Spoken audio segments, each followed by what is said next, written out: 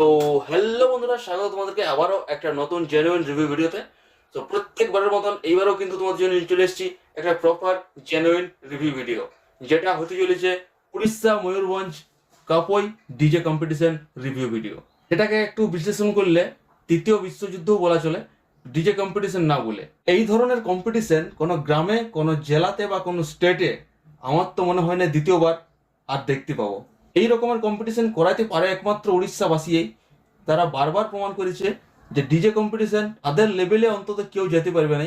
তাদের যে একটা কম্পিটিশনের লেভেল, যেভাবে তারা সেট আপকে নিয়ে আসে, যেভাবে তারা সেট আপকে বুকিং করে, হয়তো কোনো স্টেটে এইরকম জিনিসটা আমি আজ পর্যন্ত দেখিনি, আর মনে হচ্ছে না যে কোনোদিন কোথাও দেখবো বলে। আমার একটা সাবস্ক্রাইবার ভাই কমেন্ট করেছে যে দাদা, এটা ডিজে কম্পিটিশন নাকি তৃতীয় বিশ্বযুদ্ধ।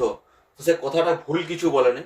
যে এরকম ভাবে যে আমার অভিজ্ঞতা ওইখানে যাই দেখলাম, যেটা যতটা সত্যি বলছি ডেঞ্জারাস জিনিস একদম। কম্পিটিশনে তুমি দেখতে যাও, ফ্যান হও ডিজের বা ভিডিও বানাতে যাও, দুটো সেট আপের মাঝে যখন দাঁড়ায় থাকবে তখন বুঝতে পারবে যে ডিজে কম্পিটিশন যারা ভালোবাসে, ডিজে কম্পিটিশন যারা দেখতে যায়, তাদের কতটা কলিজার জোর আছে, কতটা জিগিরা থাকে।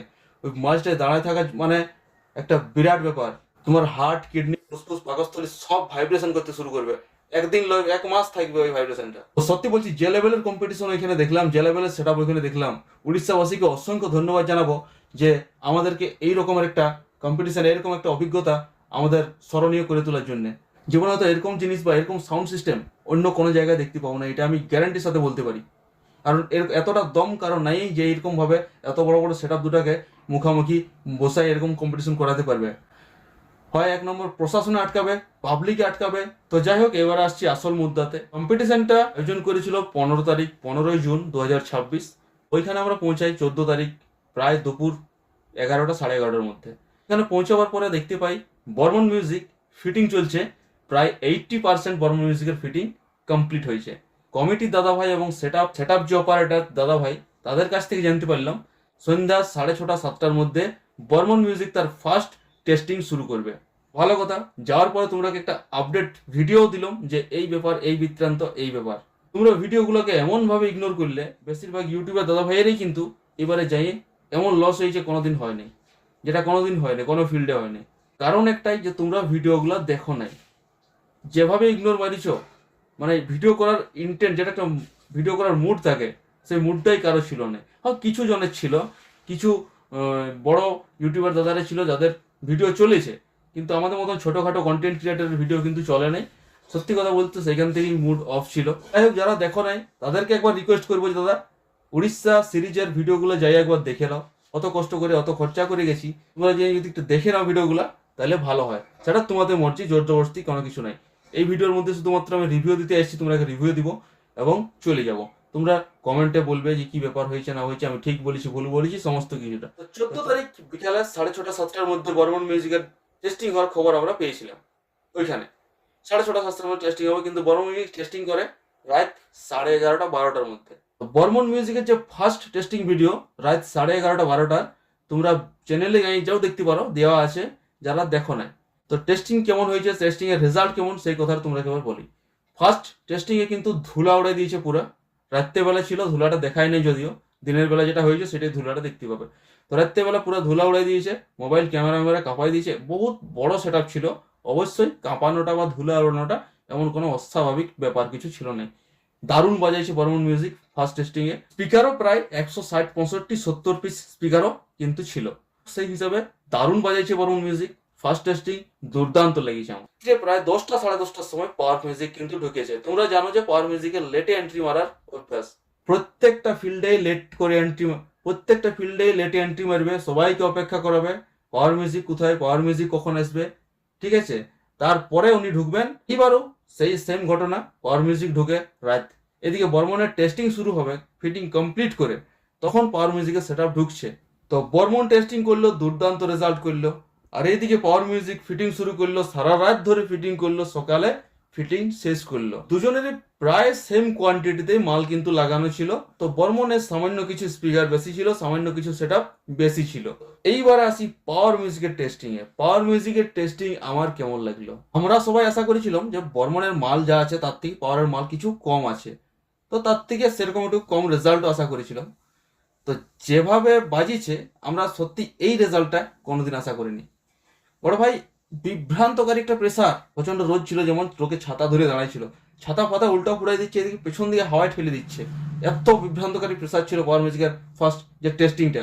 এইবারে ওইখানে একটা ঘটনা ঘটে, বর্মনের কমিটি পাওয়ারকে বলেছে যে এত টাইমের মধ্যে তোমাকে কমপ্লিট করতে হবে টেস্টিং, তাছাড়া আমরা কিন্তু আমাদের সেট আপ রেডি আছে বাজানোর জন্য, আমরা বাজাবো। পাওয়ার মিউজিক সেই টাইমে কিন্তু মেনটেন্স করতে পারে না, টাইম মেনটেন্স করতে পারে না, যার জন্যে পাওয়ারের যখন টেস্টিং করে 2-3 গানের পরেই কিন্তু বর্মনের সেট আপ ওদিক থেকে বাজতে শুরু করে।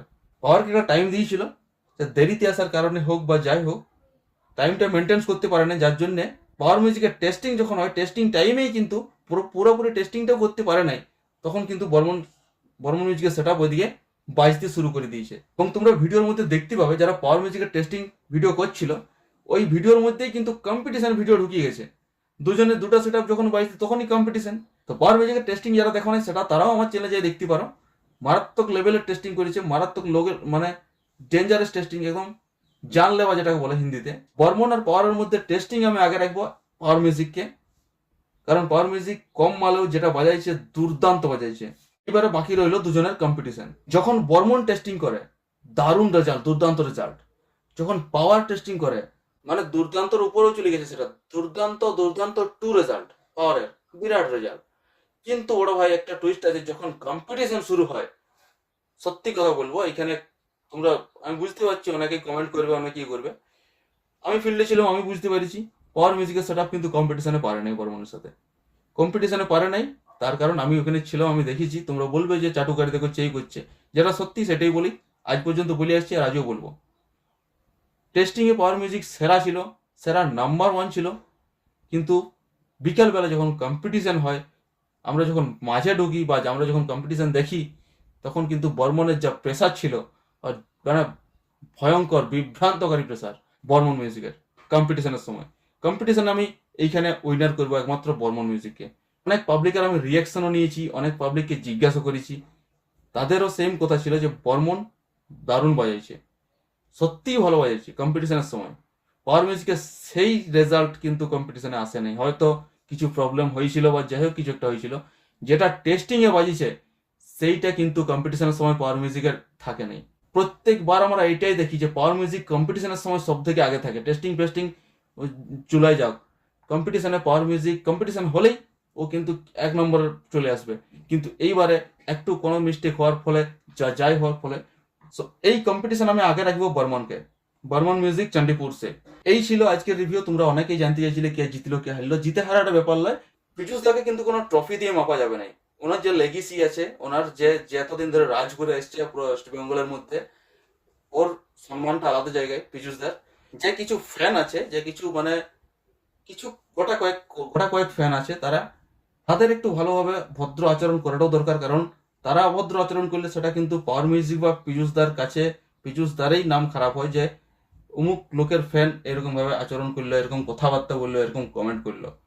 তোমরা কমেন্ট করবে, দেখে শুনে করবে, কেউ কাউকে গালিগালাজ করো না। কম্পিটিশন ডিজে একটা এন্টারটেনের জিনিস, একটা আনন্দ ফুর্তির জিনিস, এইটা নিয়ে কোনো বিরাট ব্যাপার নয়। এন্টারটেনকে এন্টারটেনমেন্টের জায়গায় রাখবে। যে কমেন্ট করার আগে বড় ভাই একটু ভাবে চিন্তা করবে, ঠিক আছে? তোমরা বলো, তোমাদের ওপিনিয়ন বলো, ঠিকই আছে, যে খারাপ বললাম, ভুল বললাম, এটা আমার নিজের ওপিনিয়ন, আমার নিজের রিভিউ, আমি নিজে বললাম। এরপরে তোমরা বলতে পারো যে আমি কি ভুল বলেছি কি ঠিক বলেছি, কিন্তু কমেন্টের মধ্যে যে গালিগালাজগুলো তোমরা করো সেইগুলা একদম বাজে জিনিস। তুমি যারই ফ্যান হও, যদি তুমি ডিজে সার্জেনের ফ্যান হও, পাওয়ারের ফ্যান হও, বর্মনের ফ্যান হও, তুমি গালিগালাজ করলে যার ফ্যান তার নামটা খারাপ হবে। সো এটা একটু মাথায় রাখবে। তো চলো, এই ছিল আজকের রিভিউ ভিডিও। প্রচণ্ড গরম লাগছে, পাখাটা চালাবো, দেখছি ঘামে গেছি। তো এই ভিডিও এখানে শেষ করছে। ছবি কোয়ালিটি কেমন আসছে, নতুন ফোন নিয়েছি, অবশ্যই কমেন্ট করে বলবে। চশমাটা কেমন আছে এটাও একটু কমেন্ট করে বলবে। হ্যান্ডসাম লাগছে একটু। তো চলো শেষ করছি, ঘামে গেছি বড় ভাই।